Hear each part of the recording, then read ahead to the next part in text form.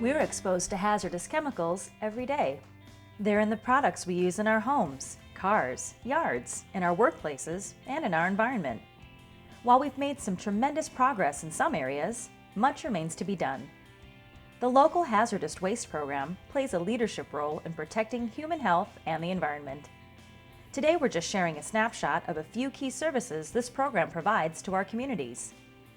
Jeff Gaisford is a senior member of the management team, and he'll explain what makes this program successful. The Local Hazardous Waste Program is a regional partnership in King County, which in and of itself is unique because we have several local governments working together to protect human health and the environment. Another interesting aspect about the program is that we work with all of the suburban cities in King County. And those cities both participate in committees in the program, but also receive grant funds from the program to implement programs locally within their cities. It's a broad program that reaches folks from the north end of the county to the south end of the county, east and west. The biggest advantage for combining resources is that you get the biggest bang for your buck. You're not replicating programs across the county. There's 3 different areas that the program works to protect human health and the environment, and that's in reducing the risk in the production of materials, reducing the use when people are using chemicals or products. We want to reduce the risk that they experience, and then we want to properly handle them when they need to be disposed of.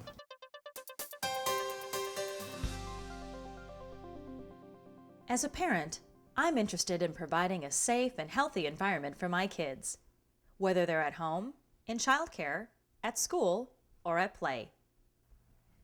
Hi, Gail. Can you tell us some things about what we should know about keeping our kids safe? When I think about kids, they are more vulnerable than adults. They are spending more time in areas where you and I might not spend time, like down on the floor where there's dust tracked in a lot and pollutants tracked in it. Outside, they're playing around in the grass in the fields where we want them to be. They're attracted to bright things. They'll put things in their mouths that you and I might not otherwise put in our mouths. And also, probably the most important is their bodies haven't finished developing. Is that why you're partnering with health groups?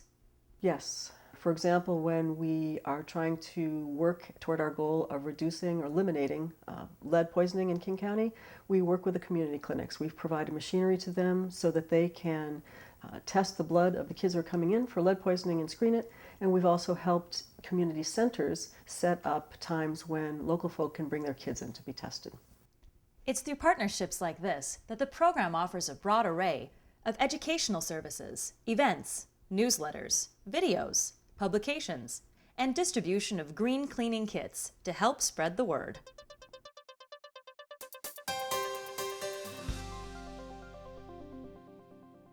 Blue, what do you really want for your birthday? Great job. The Local Hazardous Waste Program keeps schools healthy by reducing risks. Rehab the Lab removed extremely hazardous old chemicals from high school laboratories throughout King County, earning national recognition. And voila! There's 4 major areas that I focus on. Things that could potentially explode, things that if you literally spit on it or breathed on it could burst into flames, carcinogens, teratogens, neurotoxins, chemicals that can create long-term health hazards, especially to children, students in the schools.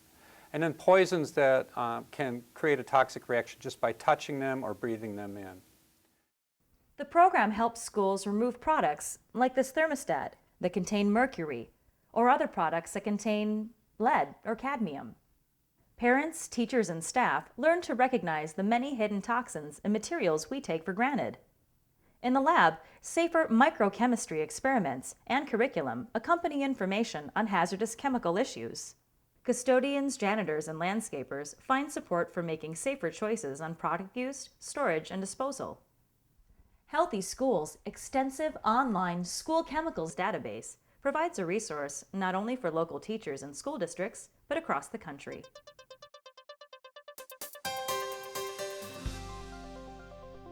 Lawn and garden pesticides include some of the most hazardous products we use around our homes.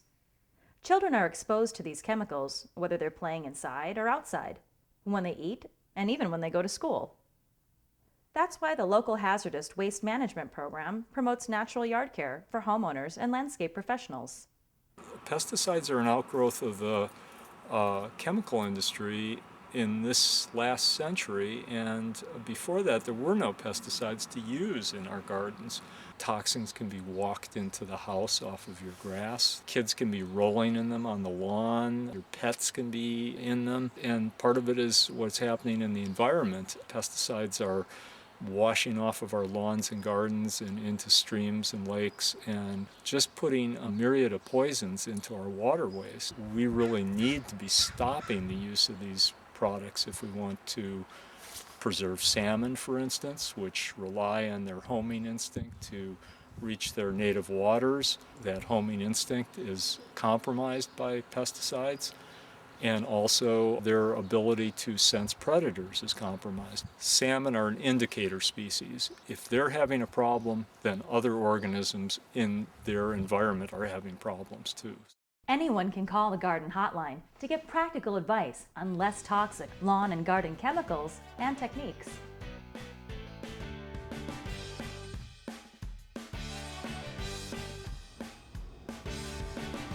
To prevent hazardous materials from being poured down the drain or disposed of in the garbage, 3 fixed collection sites allow people to bring in household hazardous waste. Since 1991, this award-winning program has collected more than 30,000 tons of hazardous waste. Hi, Julie and Ken. Hi. I brought some stuff from home that I really didn't think should go down the drain. Can you tell me a little bit about how this program would work? You would box it up and you would put it in your car, preferably in your trunk, and you would bring it to one of our 3 facilities or the waste mobile. And to find out where those are, you could go to our website or call our HAZ line, and there's no charge to come to any of our facilities. So, what are some of the most common things that you see come in here? So we get pretty much your basic household materials, oil-based paints, motor oil, antifreeze, caulking material, that sort of stuff. So who does this program serve? Residents of King County and Seattle, and out in King County that would be all the suburban cities. And what about small businesses? Can they bring their hazardous waste here too?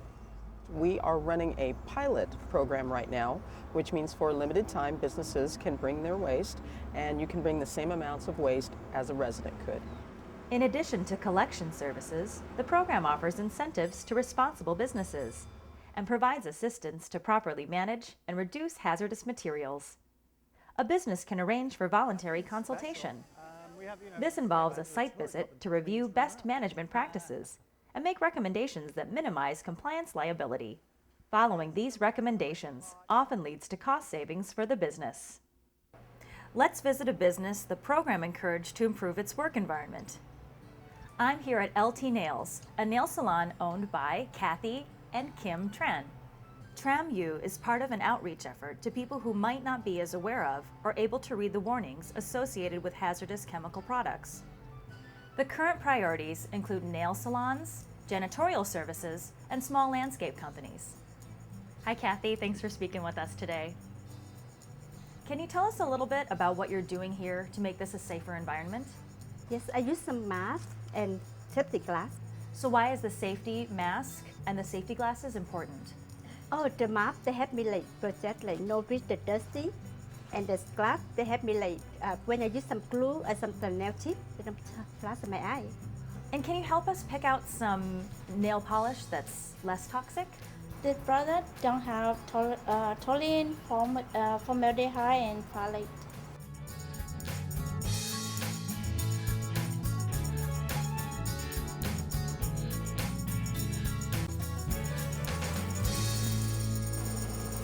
Do you recognize this logo? If you're a socially minded shopper, chances are you do. Enviro recognizes businesses demonstrating environmentally responsible operations. It awards certification using a 2 to 5-star rating system. Certified businesses can use the EnviroStars logo and window decal to show they've had a third-party assessment, and to give consumers an easy way to support environmentally responsible local businesses. It's good for business, good for the environment, and good for you. The voucher or cash rebate works as an incentive for businesses to make changes. So they receive half the cost up to $500 for either secondary containment for hazardous materials or for disposal. Here's another great idea. Classified ads for industrial business waste, matching up waste generators with waste users. That's exactly what the Industrial Materials Exchange does.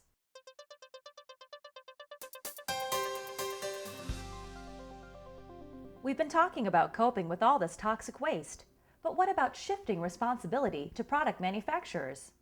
Product stewardship means the responsibility for product design, collection, transportation, and disposal is shifted from local government to manufacturers. In the long-range plan, the program wants to shift responsibility for hazardous material away from local ratepayers and government towards product manufacturers. Passing state legislation similar to the free eCycle Washington program for recycling electronics will make this possible. Using energy-efficient lighting saves power and reduces greenhouse gases. However, we need to recycle mercury-containing bulbs and tubes, or we risk harming people and the environment. Our Take It Back Network members voluntarily place bins in their businesses and collect spent fluorescent bulbs and tubes from small businesses and residents. Some offer the service for free, but many charge a fee for the service. Our current members include Bartell Drugs, IKEA, McClendon Hardware, Seattle Lighting, and a host of other retailers throughout King County. Last year we collected over 74,000 bulbs and tubes through the network. The Take It Back Network is an interim program. Our long-term strategy is to pass product stewardship legislation, which is what we're working on now. This legislation would require manufacturers to take back their products, properly recycle or dispose of them, and provide the service without charge when bulbs or tubes are returned. What's next? Unused medicine often gets flushed down the toilet, contaminating our surface water. That's not a good solution. Medicines need to be disposed of safely, or else they could end up in the wrong hands. I'm here at Group Health to learn about an award-winning program that demonstrates the feasibility of a safe, secure collection process for leftover medicines. Hi, Sherry. Thanks for talking with us today. Hi. Okay. We designed a medicine return program that would be as easy to dispose of your medicines as it is to buy new medicines. So how it works is you take your unwanted medicines to a pharmacy, like Bartell Drugs or Group Health Clinic, and you put them into a secure drop box. From that point, they are transported to a central warehouse, and we do a quick safety check, and we ship them for high temperature incineration, and they're completely destroyed.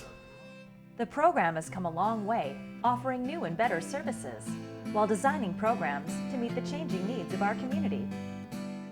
In summary, we're very proud of the programs and services that we provide to King County residents and businesses, and we hope that we are meeting their needs. Help make this program one of the best, if not the best, in the nation. Our community deserves clean air, fresh, unpolluted water, vibrant wildlife, healthy people, and healthy children.